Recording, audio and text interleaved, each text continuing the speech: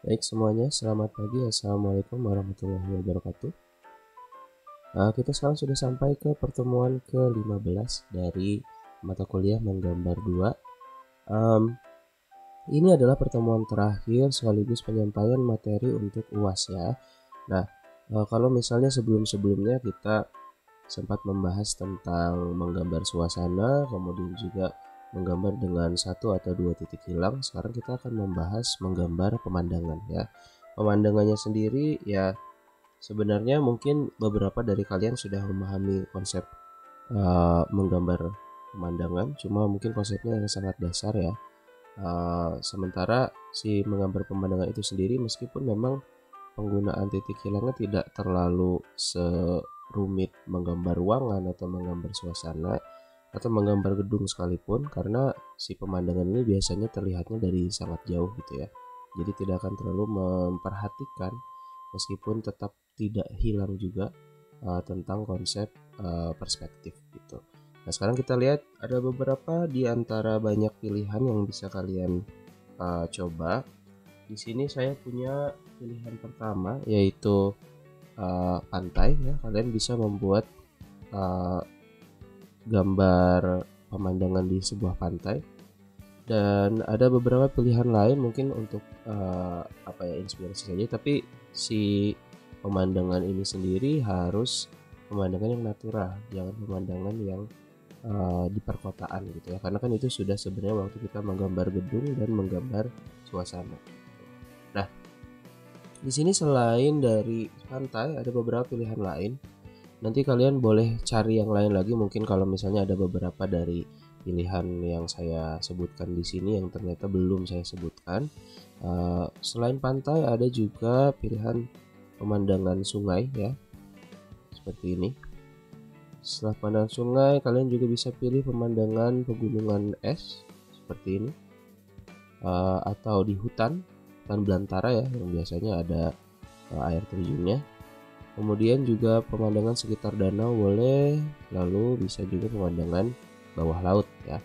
Nah, di setiap tipe pemandangan ini ada satu atau dua hal yang membuatnya berbeda dari satu sama lain.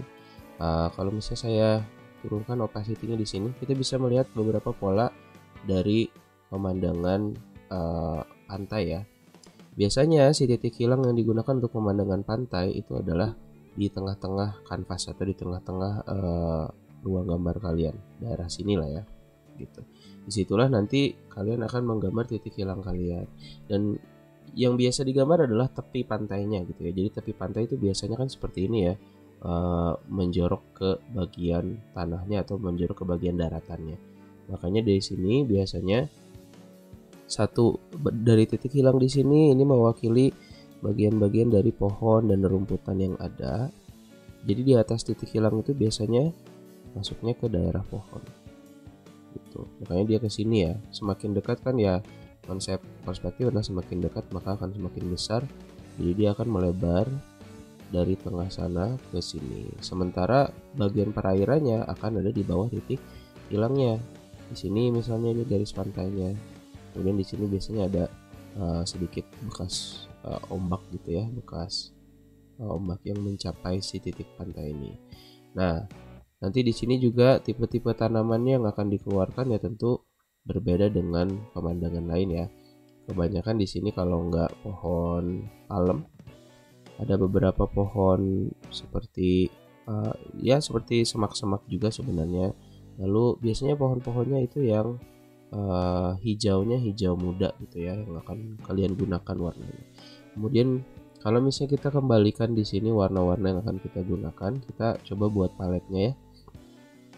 Warna-warna yang akan digunakan pertama contohnya seperti yang ini, warna biru langit dengan warna biru air itu sebenarnya sedikit berbeda ya. Kita akan coba untuk membuat satu layer dengan stroke putih biar kelihatan jelas ya. Warna putih aja. Oke. Nah, kita coba ambil color picker di sini. Nanti warna yang akan kalian gunakan akan ditentukan dari si warna yang kalian dapat dari color picker ini ya. Sebentar ya. Maaf kalau agak berisik, memang di sebelah saya ini sedang ada konstruksi, jadi ya harap maklum aja ya. Oke, warna pertama, ini layarnya apa gini? Oh, si ini seperti ini. Sorry. Kita ambil yang hard brown aja.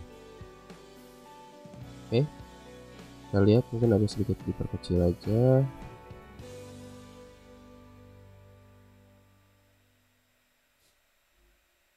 Kalau misalnya kita lihat dari tipe paletnya, nah warna-warna seperti ini akan keluar. Nanti kalau untuk bagian-bagian seperti awan misalnya ya, kita akan lihat awan seperti apa nantinya saat kita menggunakan palet awan. Ini kemungkinan karena saya sambil merekam ya, jadi memang agak lambat sih ininya responnya.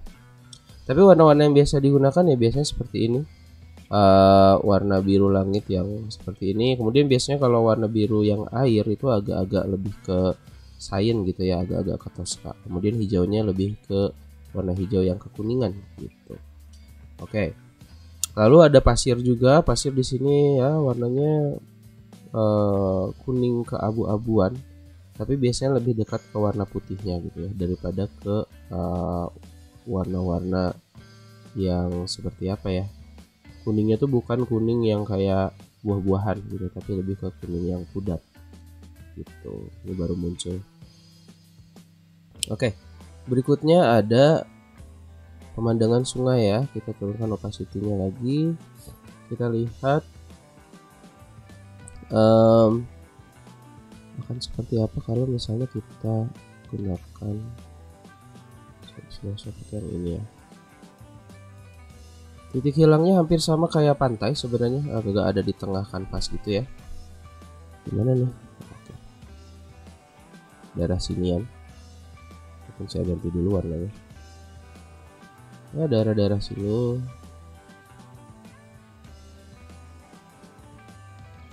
Oh, dia di layar yang sama, sorry. Agak-agak di daerah sini. Kemudian kalau tadi di pantai dia cuma ada satu bagian yang melengkung. Kalau di sini ada dua bagian biasanya, karena kalau foto biasanya yang diambil adalah bagian tengah dari si sungainya itu ya. Kemudian baru semua, setidaknya hampir semua bagian pohon itu akan ada di atas si titik hilangnya ya. Jadi mungkin kalau udah mulai belok sampai ke sini baru dia akan ada di depan gitu. Nah, kemudian karena titik hilang daerah sini biasanya si sungainya mungkin agak belok ke sana, jadi tertutup oleh pohon yang sudah ada, dan karena dia belok berarti ini adalah masih sisi sungai yang bagian kanannya gitu. Warna-warnanya bisa warna langit seperti tadi, kemudian hijau yang digunakan biasanya untuk bagian-bagian hutan tuh agak kemerahan juga, ada bagian-bagian yang oranyenya ya, jadi tidak terlalu hijau kekuningan seperti warna-warna yang digunakan untuk gambar pantai. Dan juga jangan lupa di sini untuk sungai biasanya ada batu-batu yang cukup besar gitu ya, tidak seperti pasir yang ada di pantai. Oke, kemudian perhatikan juga kalau misalnya sungai yang tenang biasanya si bagian pohon-pohonnya tuh suka ada yang memantul di refleksi sungainya ya. Gitu. Langitnya juga akan memantul di sini. Gitu. Dan kalau misalnya mau membuat aliran sungai yang tenang ya berarti bukan yang garis-garisnya panjang tapi garis-garisnya pendek seperti ini gitu. Oke. Beralih ke yang berikutnya, yaitu menggambar pegunungan es ya, atau mungkin pegunungan pada umumnya sih sebenarnya. Titik hilangnya akan ada lebih ke atas ya, seperti ini, karena ceritanya kita sedang berada di atas pegunungannya. Jadi titik hilangnya akan ada, titik hilang itu harusnya bukan di situ tapi daerah bawahnya ya, sedikit ke bawah, berarti sedikit naik dari tengah-tengah kanvas karena kita berada pada elevasi yang lebih tinggi. Nah, lalu yang harus diperhatikan adalah lipatan-lipatan dari si gunung itu ya. Sorry, ini agak okay. Lipatan-lipatan dari si gunung tersebut kita lihat bahwa setelah kita menggunakan si garis titik hilang ini, si gunung itu ada bagian gunung yang paling depan, ya kan? Terus kelipat lagi sama bagian gunung yang belakangnya, lalu ada bagian paling belakang. Nah, jadi akan ada layer-layer seperti ini kalau misalkan menggambar pegunungan es ya. Semakin jauh biasanya ya semakin terpisah si layer-layer itu, sehingga di belakangnya ada kayak backdrop gunung-gunung yang lebih besar gitu ya. Dan kemudian di beberapa part akan diisi dengan pohon-pohon pinus yang kecil. Dia biasanya tinggi-tinggi ya pohonnya. Semakin jauh sebenarnya bukan berarti si pohonnya semakin banyak, cuma ini kenapa kelihatan banyak karena dia memang lebih rapat, karena kan kalau semakin jauh benda-benda itu terlihat seperti semakin rapat gitu ya. Kalau misalnya yang ini, nah ini sebenarnya masih pohon-pohon juga sih, cuma karena sangat jauh jadi tidak terlihat dan akhirnya bentuknya seperti warna hitam gitu. Sebenarnya ini masih pohon juga gitu. Dapat kembalikan ke sini. Nah, jadi seperti itu. Tuh lihat di sini masih pohon juga sebenarnya. Ada bagian yang batu-batuan tapi ada beberapa pohon juga. Oke, kalau kalian memutuskan untuk membuat gambar sebuah pegunungan es, boleh seperti itu. Kita lihat bahwa di pegunungan es biasanya nggak terlalu banyak awan ya dibandingkan dengan yang dua ini. Ini ada awan, di sini juga ada awan. Tapi kalau di pegunungan es karena dia di atas sangat sangat jauh di atas permukaan laut, dia biasanya tidak ada awan, dan awannya justru mungkin akan ada di bawah titik hilangnya nih. Daerah-daerah sini boleh ada awan gitu ya. Lalu kita lihat bagian hutan. Ini resolusinya agak sedikit lebih kecil tapi tidak apa-apa. Kita perkecil pastinya. Kita lihat bahwa kerangka untuk bagian hutan ini titik hilangnya tidak terlalu terlihat. Kenapa? Karena biasanya kalau kita di tengah-tengah hutan, si gunungnya akan lebih tinggi dari kita. Jadi kita nggak tahu titik hilangnya di mana. Tapi kalau harus dikira-kira titik hilangnya ada di daerah sini ya. Apa masih di titik hilangnya akan ada di daerah tengah ini ya. Karena kalau misalnya kita lihat biasanya untuk menentukan titik hilang itu ya arah benda jadi lebih kecil itu ke arah mana gitu. Baru kita bisa memutuskan oh titik hilangnya di sini gitu. Jadi untuk yang ini titik hilangnya akan ada di daerah sini. Dan tidak ada karena hutan itu ya memang berada di tengah-tengah pegunungan. Jadi kita tidak terlalu harus menentukan mana yang ada di atas titik hilang dan mana yang ada di bawah titik hilang, karena hampir semua hal bisa ada di atas titik hilang. Kayak pohon-pohonan ini bisa di atas titik hilang, bisa juga di bawah titik hilang. Kemudian yang paling dekat tentu akan ada di bawah titik hilang ya. Setidaknya si akarnya akan ada di bawah titik hilang. Seperti ini. Nah, beberapa hal juga yang harus diperhatikan bahwa si warna-warnanya ya hijaunya benar-benar hijau yang lebih murni ya, nggak kekuningan, nggak kemerahan, tapi hijaunya yang memang benar-benar hijau gitu. Kalau misalnya mau memperlihatkan sungai setelah turun dari si air terjun ini, bisa aja nanti kalian tinggal perlihatkan kalau misalnya elevasinya lebih tinggi ya gitu. Itu untuk hutan. Untuk hutan biasanya kita bisa lebih banyak bereksperimen karena tidak tergantung pola yang khusus gitu. Justru hutan itu salah satu yang paling random sih polanya ya gitu. Itu untuk hutan. Sekarang kita lihat ke bagian danau. Si danau ini titik hilangnya sama-sama di tengah, cuma kita lihat biasanya tidak terlalu memberikan ruang untuk ini ya, tidak terlalu memberikan ruang di atasnya gitu. Sebenarnya sih kalau misalnya mau ada awan di gambar pemandangan danau bisa aja, cuma di sini aja yang nggak ada ya. Nah di sini kita lihat polanya. Kalau yang tadi adalah melengkung di satu arah, ini yang sungai ya, ini pantai nih, kayak gitu kan ya, di satu titik hilang. Kalau sungai seperti ini, kayak titik hilang. Tapi kalau bagian danau itu bulat pastinya gitu. Jadi bulatnya dari sini ke sini, kemudian dari arah sebelahnya lagi. Dan meskipun memang danau sendiri tidak akan terlalu bulat banget gitu ya, pasti akan ada beberapa part di mana dia akan ada tonjolan, tapi biasanya bentuk kerangka utama yang kalian akan buat adalah bulat dulu gitu. Kemudian kalau kalian mengambil gambar yang seperti ini ya kita tuh pasti akan berdiri di salah satu bagian dari si bukit ini. Nah, karena seperti itu ya akhirnya si bukit yang ini dia akan nyambung ke tempat kita berdiri, akhirnya seperti ini gitu ya. Si bukitnya sendiri akan ada di atas garis atau di atas titik hilang gitu. Nah, dia muternya ke sini nih gitu ya. Nah, seperti sungai dia bisa ada refleksi karena airnya tenang. Ini ada refleksi seperti ini ya. Dan pohon-pohon yang dekat biasanya ya pohon-pohon tinggi seperti pinus seperti ini. Dan kalau bagian pohon yang dekat ya tentu harus digambar dengan detail ya, seperti bagian-bagian pohon di sini. Yang terakhir tadi kita udah apa aja, ada pantai ya, ada sungai, pegunungan es, hutan, danau, yang terakhir ada bawah laut ya.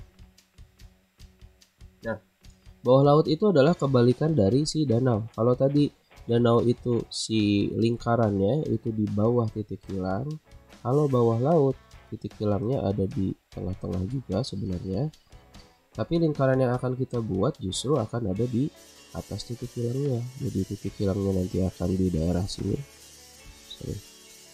daerah sinian ya. Nah, tapi nanti si lingkarannya akan ada di daerah sini, akan ada di atas si titik hilangnya. Kenapa ya? Karena kalau danau kan kita ngelihatnya berarti ada di atas permukaan air, tapi kalau bawah laut dia akan ada di bawah permukaan air. Berarti si lingkarannya akan ada di atas sini gitu ya. Dan warna-warna yang digunakan kalau untuk bawah laut itu bisa sangat beragam. Kalau tadi kan untuk hutan warnanya sama, tapi yang kalian bisa eksplor adalah si bentuk-bentuknya ya. Pohonnya bisa macam-macam, kemudian mau ditaruh di atas atau di bawah titik hilang pun bisa. Nah, kalau di bawah laut yang kalian bisa eksperimenkan adalah si warnanya. Warnanya bermacam-macam. Kalau di bawah laut bisa warna kuning, merah, hijau, biru, juga kadang-kadang ada ungu. Kemudian di sini lebih terlihat makhluk hidupnya ya, bisa ditambah dengan ikan, kemudian bisa ditambah dengan penyu dan hewan-hewan laut lainnya gitu. Jadi yang untuk bawah laut eksplornya bisa di situ, dan bentuk-bentuk tanamannya pun pasti akan berbeda dengan yang di atas. Oke. Nah, untuk UAS sebenarnya tidak perlu ACC ya, nanti langsung saja dikumpulkan. Contohnya seperti ini. Saya tadi sempat membuat gambar danau juga, tidak jauh dari sini sih, cuma jangan menjiplak juga ya. Jadi meskipun kita lihat sebuah gambar sebagai referensi, tapi jangan kita jiplak, kita gunakan sebagai saya akan menempatkan si pohon nanti di sini, tapi tidak usah di copy banget gitu ya. Nah, nanti untuk finishing itu boleh dengan pensil warna atau dengan cat air. Beberapa pemandangan mungkin akan bagus kalau digambar dengan cat air, dan ada juga yang akan lebih bagus kalau misalnya digambar dengan pensil warna ya. Biasanya untuk cat air itu yang bisa digunakan adalah pantai, pegunungan es mungkin bisa, danau juga agak bagus, ini juga bagus ya. Nah, kalau misalnya yang lebih bagus untuk pakai pensil warna adalah hutan atau sungai ya, kemudian hutan belantara seperti ini. Danau juga kadang-kadang bisa lebih bagus kalau pakai pensil warna ya, dan 3 itu aja. Nah, kalau misalnya ada tipe pemandangan lain yang kalian temukan, contoh mungkin yang belum saya sebut adalah asal jangan gurun pasir ya, kalau di gurun pasir dilarang, nah terlalu gampang. Contoh yang belum saya sebutkan adalah tebing-tebing, misalnya kayak Grand Canyon yang seperti itu, atau apa lagi ya, mungkin pedesaan bisa juga sih gitu ya. Jadi nggak hutan banget tapi nggak kota banget gitu, jadi bisa ambil pedesaan juga gitu. Oke. Nah, Kalau ada pertanyaan silahkan kalian tanyakan nanti di grup WhatsApp. Untuk pengerjaannya akan dilakukan selama 2 minggu. Kalau nggak salah kita nanti dapatnya kita mulai UAS itu dari tanggal 10 Agustus katanya ya. Mulainya dari sini, nah kita dapat berarti kebagian tanggal 15 ya. Artinya kalian punya waktu sekitar cukup banyak sebenarnya 3 mingguan ya, terutama beberapa juga yang memang belum mengumpulkan tugas. Kemarin tugas yang ini ya, yang suasana ya, ada beberapa yang belum ya. Silahkan dikumpulkan dulu, baru setelah itu bisa fokus ke UASnya ya. Ada 3 minggu nih buat kalian, dari tanggal 25 ke tanggal 1 ke 8. Ini minggu tenang sebenarnya, bisa kalian gunakan untuk mengerjakan. Lalu pengumpulan akan ada di tanggal 15 ya. Mungkin sedikit berbeda dengan tugas. Kalau pengumpulan untuk UAS, saya akan berikan slot waktunya gitu. Nanti di luar slot waktu itu tidak akan saya terima. Nah, kita akan mulai pengumpulan tanggal 15 Agustus pukul 10 sampai 12. Jadi ada slot waktu 2 jam untuk kalian mengumpulkan tugasnya. Oke. Baik, sekian untuk hari ini. Sampai jumpa lagi nanti di semester berikutnya kalau misalnya memang kelasnya akan dengan saya lagi gitu ya.